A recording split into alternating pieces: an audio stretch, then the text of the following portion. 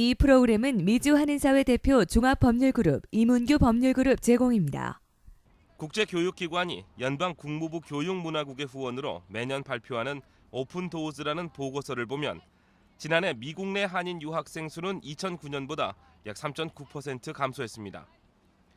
모두 7만 2천여 명, 국내에서 공부하고 있는 전체 유학생들의 10.4%에 해당하는 수치입니다. 국가별 순위로는 3위입니다. 한국 유학생들은 학부과정 등록이 50.2%로 가장 많았으며 그 뒤를 대학원과 OPT 등이 잇고 있습니다. 통상 F1으로 불리우는 학생 비자는 해외 거주지 포기 의사가 없고 풀타임 학생으로 학업에 목적을 둔 한시적인 국내 입국으로 제한됩니다. 또한 이민국에 지정된 학교를 다녀야 하며 공립학교 등록은 불허됩니다. 학생 신분을 유지하면서 학교 내에서 또는 학교 외부에서 일을 할 수 있는 그런 제도가 있습니다. 그럴 경우에는 특히 그 학생이 왜 일을 해야 되는지에 대한 개인의 경제적인 상황을 자세히 설명해야 됩니다. CPT는 흔히 인턴십으로 불리며 회사 측으로부터 잡 오퍼가 선행돼야 합니다. 이에 따라 유학생들은 12개월로 제한적이지만 실제로 2개월 정도 더 시간을 가질 수 있는 OPT를 선호합니다. 그런데 바로 여기에서 문제가 발생합니다.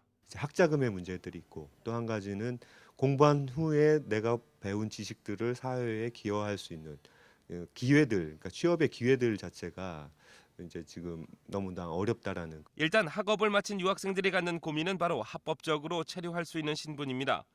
일이 잘 풀려서 OPT 기회를 얻었지만 OPT가 끝나가는데도 그 길을 찾지 못하고 있는 것입니다. 합법적인 체류 신분을 유지하기 위해서는 대학원으로 진학해 F1으로 또는 취업 스폰서와 연결돼 H1B로 전환. 둘 다 여의치 않을 경우 한국으로의 귀국을 고려해야만 합니다. 물론 대부분의 유학생들은 후자, 즉 H1B를 최우선 목표로 한다는 것이 대체적인 분석입니다.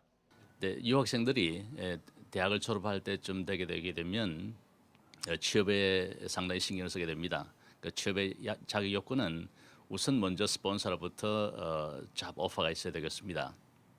그래서 그 잡 오퍼 중에서 그 자기의 전공을 필요로 하는 업체라 해야 되겠고, 또한 그 전공 분야가 일반 그 우리가 얘기하는 그 리버럴 아츠는 그 H 비자가 어렵습니다. 여기에서 주목할 만한 것은 캡갭이라는 F1의 신분 연장 방안입니다.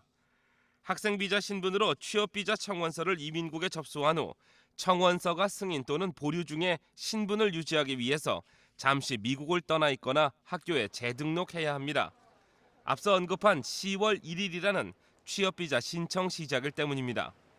캡갭은 신청자의 OPT까지도 연장 가능하도록 지정하고 있습니다. 특정 전공자들에 대해서는 12개월 플러스 17개월의 OPT 기간을 주어지게 됩니다. 그 전공 분야들이 고학, 기술 분야 또는 수학이라든지 이런 전문 지식을 요하는 분야의 졸업자들은 12개월 플러스 17개월의 연장된 OPT 기간을 받게 됩니다. 전문가들에 따르면 현재 스템의 수혜는 인도 유학생들이 가장 많이 받고 있으며 최근 경제 급성장과 함께 중국 유학생들도 스템 분야의 진출이 눈에 띄게 는 것으로 나타났습니다.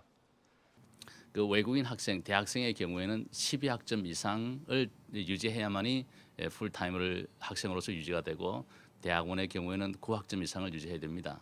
근데 어떤 학생들은 그 과정에서 어떤 아프다든지 다른 경제적인 이유로 인해 가지고 그 풀타임 학을 유지 못하는 경우가 있어요. 그럴 경우에는 반드시 리인스테이트를 해야 됩니다. 이 외에도 현재 풀타임 학생으로 재등록됐거나 등록할 경우 또는 불법 노동 사실이 없고 추방 재판이나 추방 명령에 이름이 오르지 않을 경우 모두 리인스테인먼이 가능합니다. 어떤 분은 미국을 열심히 배우는 게 사실 최고 중요하겠죠. 여기 있는 동안에 열심히 공부하고 또 특히 미국 습관과 그 언어를 배우는 것이 상당히 중요하겠습니다.